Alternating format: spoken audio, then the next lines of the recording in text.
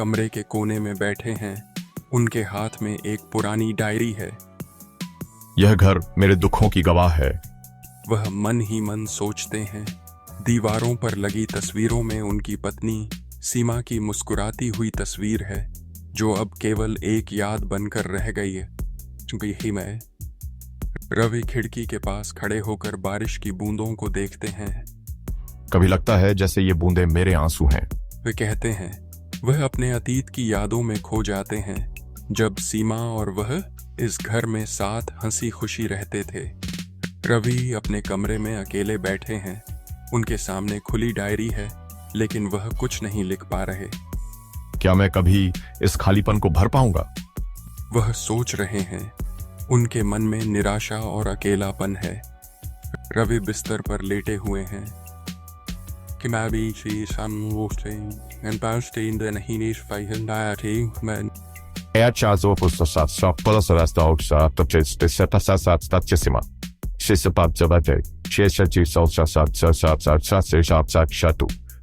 यादें मुझे सोने नहीं देती। वह बुदबुदाते हैं। उन्हें लगता है जैसे घर की दीवारें भी उनसे बातें कर रही हैं। रवि उठकर खिड़की के पास जाते हैं और कासिम की हवा में हंसलेते हैं। मुझे अपने दुखों को शब्दों में पिरोना ही होगा। वह ठान लेते हैं। वह अपनी डायरी उठाते हैं और लिखना शुरू करते हैं, यह जानकर कि यही उनका एकमात्र इस सहारा है। रवि की कलम चल रही है।